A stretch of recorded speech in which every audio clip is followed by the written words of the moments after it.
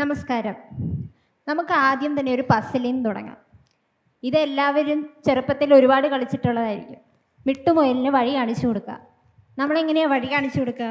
ആദ്യം ഒരു വഴി നോക്കിപ്പോയി, അത് നടക്കത്തില്ല എന്ന് മനസ്സിലാവും, തിരിച്ചു വരും, അടുത്ത വഴി നോക്കിപ്പോവും, പിന്നെ മനസ്സിലാവും. അങ്ങനെ നമ്മൾ 1-2 പ്രാവശ്യം പോയാണ് നമ്മൾ അവസാനം സൊല്യൂഷനിലോട്ട് എത്തുന്നത്. എന്നാൽ നമ്മൾ ഈ വഴികളെല്ലാം ഒരുമിച്ച് നമുക്ക് പോയി എന്നാൽ അതിൽ ആ സമയം തന്നെ ശരിയായ ഉത്തരം കണ്ടുപിടിക്കാൻ പറ്റുവാണെങ്കിൽ അത് വളരെ എളുപ്പമാണ്, അല്ലെ വളരെ രസകരമാണ്, അല്ലെ വളരെ ഫാസ്റ്റാണ്. അപ്പോൾ ഞാൻ ഇങ്ങനെ സാധിക്കുന്ന ഒരു ക്വാണ്ടം സാങ്കേതിക വിദ്യയെക്കുറിച്ചാണ് ഇന്നിവിടെ സംസാരിക്കാൻ പോകുന്നത്. എൻ്റെ പേര് അൻവാൻസ് സണ്ണി. ഞാൻ സ്കൂൾ ഓഫ് ഫിസിക്സ് ഐസൺ ട്രിവാൻഡ്രത്തിലെ ഗവേഷണ വിദ്യാർത്ഥിയാണ്. അപ്പോൾ നമ്മൾ ഇപ്പോൾ ഒരു മെയ്സിൻ്റെ കാര്യം പറഞ്ഞു. ഈ മെയ്സ് എന്ന് പറയുന്നത് നമ്മൾ നമ്മുടെ ചുറ്റിനും കാണുന്ന സിമ്പിളാണ്, പക്ഷെ കോംപ്ലിക്കേറ്റഡ് ആയിട്ടുള്ള ഒരുപാട് സംഗതികളുടെ ഒരു സിംബോളിസമാണ്. അപ്പോൾ ഉദാഹരണത്തിന് നമ്മൾ അമോണിയയുടെ നിർമ്മാണം. അമോണിയ എങ്ങനെയാണ് നിർമ്മിക്കുന്നത്? വളരെ ഫാക്ടറികളിൽ നിർമ്മിക്കുന്നത് വളരെ കൂടിയ ടെമ്പറേച്ചറുകളിലും പ്രഷറുകളിലും നമ്മുടെ അറ്റ്മോസ്ഫിയറിക് നൈട്രജനും ഹൈഡ്രജനും തമ്മിൽ യോജിപ്പിച്ച് നിർമ്മിക്കുന്നു. അപ്പോൾ അവിടെ നമ്മൾ ഒരുപാട് എനർജി ആവശ്യമായി വരുന്നു. അതുകൊണ്ട് ഗ്രീൻ ഹൗസ് ഗ്യാസസ് ഒക്കെ പുറപ്പെടുവിക്കുന്നുണ്ട്. എന്നാൽ ഈ സാധാരണ ടെമ്പറേച്ചറുകളിലും അല്ലെ പ്രഷറുകളിലും സാധാരണ കണ്ടീഷൻസിൽ ഇത് ചെയ്യാൻ പറ്റുന്ന നമ്മുടെ ചെടികളിലെ സൂക്ഷ്മജീവികളുണ്ട്. ഇതെങ്ങനെ ചെയ്യുന്നെന്ന് ഒരുപാട് റിസർച്ചുകൾ നടക്കുന്നുണ്ട്. പക്ഷേ ഇങ്ങനെ ഇതെങ്ങനെ ചെയ്യുന്നു നമ്മൾ കണ്ടുപിടിക്കുകയാണെങ്കിൽ അത് വളരെ ഉപകാരപ്രദമാകും. ഇതുപോലെയുള്ള ബയോളജിക്കൽ അല്ലെ കെമിക്കൽ പ്രോസസ്സുകൾ നമുക്ക് മനസ്സിലാക്കാൻ നമ്മുടെ ഇന്നത്തെ സാധാരണ അല്ലെ ഏറ്റവും ശക്തിയുള്ള സൂപ്പർ കമ്പ്യൂട്ടറുകൾക്ക് പോലും ധാരാളം സമയവും എടുക്കും, ധാരാളം പവറും വേണം. അവിടെയാണ് ഈ ക്വാണ്ടം സാങ്കേതിക വിദ്യകളുടെ ഇമ്പോർട്ടൻസ് എന്ന് പറയുന്നത്. അപ്പോൾ നമ്മൾ ക്വാണ്ടം കമ്പ്യൂട്ടർ അല്ലെ ക്വാണ്ടം സാങ്കേതിക വിദ്യ എന്ന് പറയുന്നത് സിമ്പിളായിട്ട് പറയുവാണെങ്കിൽ ക്വാണ്ടം മെക്കാനിക്സ് എന്ന ശാസ്ത്രശാഖ ഉപയോഗിക്കുന്ന കമ്പ്യൂട്ടിംഗ് ടെക്നിക്കാണ്. നമ്മൾ ക്ലാസിക്കൽ കമ്പ്യൂട്ടേഴ്സിനെ നോക്കുകയാണെങ്കിൽ അവ ശരിക്കും ഈ ഒരുപാട് ട്രാൻസിസ്റ്ററുകളുടെ ഒരു സർക്യൂട്ടാണ്. അതേസമയം ഈ ക്ലാസിക്കൽ കമ്പ്യൂട്ടറുകൾ വിവരം കൈമാറുന്നതും ശേഖരിക്കുന്നതും എല്ലാം ബിറ്റുകളുടെ രൂപത്തിലാണ്. അതായത് 1, 0 എന്ന് പറഞ്ഞ 2 ബിറ്റുകളുണ്ട്.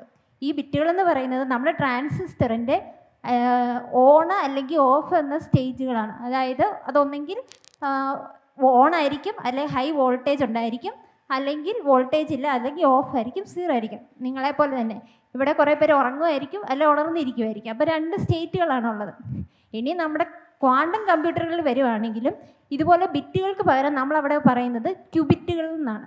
ഈ ക്യൂബിറ്റുകൾക്കും 1 ഉണ്ട്, 0 ഉണ്ട്. പക്ഷെ അവിടെ പ്രത്യേകത എന്താണെന്ന് വെച്ചാൽ ആ 1-നും 0-നും ഒരേ സമയം നിലനിൽക്കാൻ പറ്റും.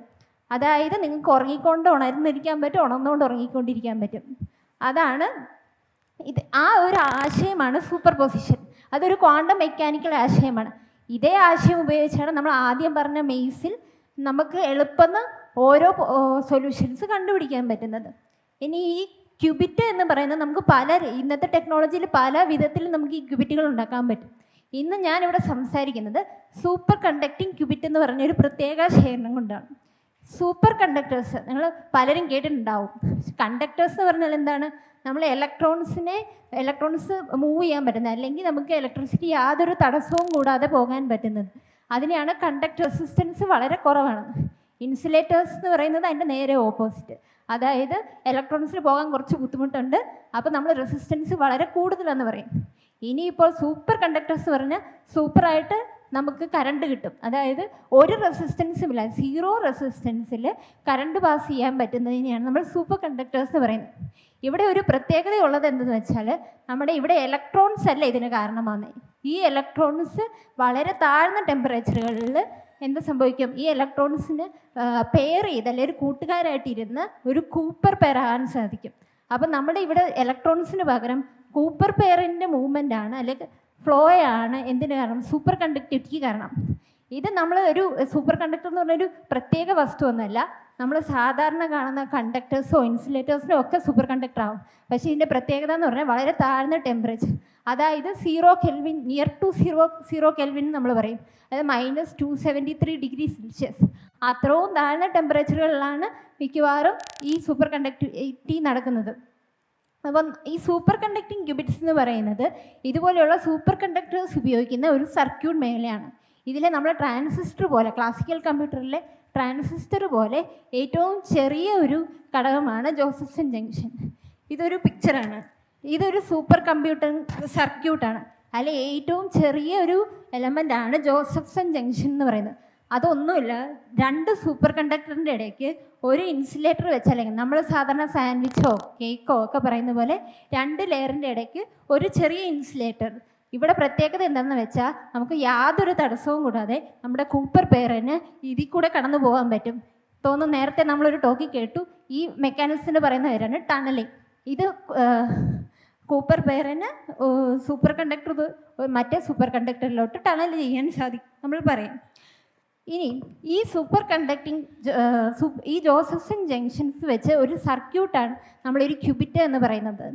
അപ്പോൾ ഒരു എക്സാമ്പിൾ പറയുകയാണെങ്കിൽ, ഈ ജോസഫ്സൺ ജംഗ്ഷൻ ഒരു കപ്പാസിറ്റർ ഒന്നിച്ച് വരുവാണെങ്കിൽ നമ്മൾ അതിനൊരു ട്രാൻസ്ഫോൺ ക്യൂബിറ്റ് അല്ലെ ചാർജ് ക്യൂബിറ്റ് എന്നൊക്കെ പറയും.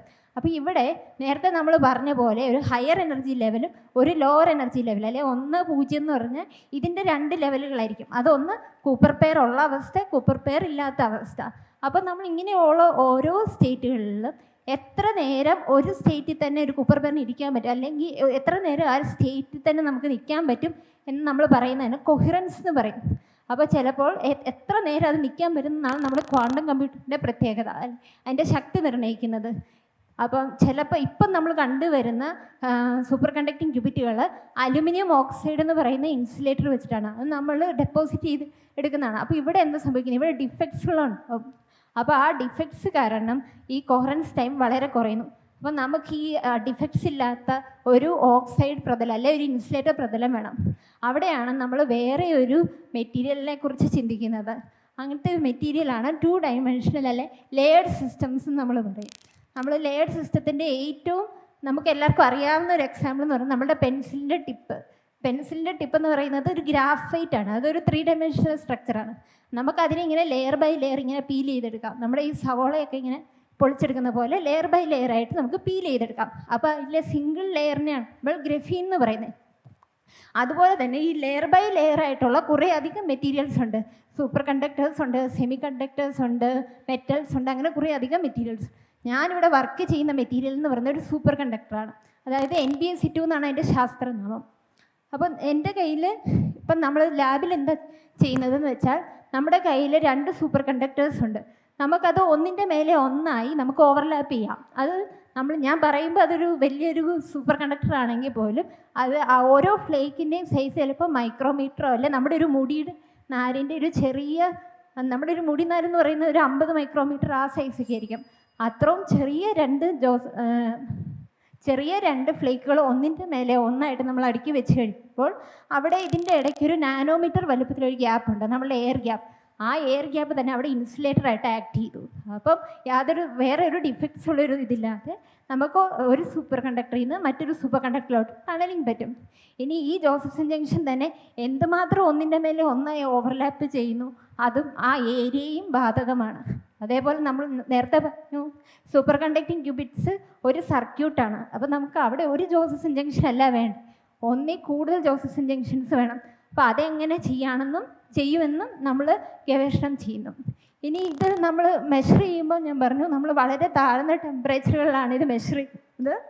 ഇത് അങ്ങനെ നമ്മൾ മെഷർ ചെയ്യാൻ യൂസ് ചെയ്യുന്ന ഒരു സിസ്റ്റമാണ്. നമ്മളതിൻ്റെ ഡൈലൂഷൻ ഫ്രിഡ്ജ് എന്ന് പറയും. ഫ്രിഡ്ജ് തന്നെ, പക്ഷേ ഇത് നമുക്ക് 10 മില്ലിക്കെൽവിൻ വരെ താഴ്ന്ന ടെമ്പറേച്ചറുകളിൽ നമുക്ക് മെഷർ ചെയ്യാൻ പറ്റും. അപ്പം നിങ്ങൾക്ക് ക്വാണ്ടം ടെക്നോളജിയുടെ ഒരു ചെറിയൊരു കാര്യമാണ് ഞാൻ പറഞ്ഞത്. നമുക്ക് സാധ്യമല്ല എന്ന് നമ്മൾ വിചാരിക്കും, പക്ഷെ അതൊരു സാധ്യത, വലിയൊരു സാധ്യതയാണ് നൽകുന്നത്, ഒരു അത്ഭുതമാണ് നൽകുന്നത്. അപ്പോൾ ഇങ്ങനെ ഒരു അത്ഭുതത്തിൻ്റെ ലോകത്തിലേക്ക് നിങ്ങളെല്ലാവരെയും ഞാൻ സ്വാഗതം ചെയ്തുകൊണ്ട് നിർത്തുന്നു.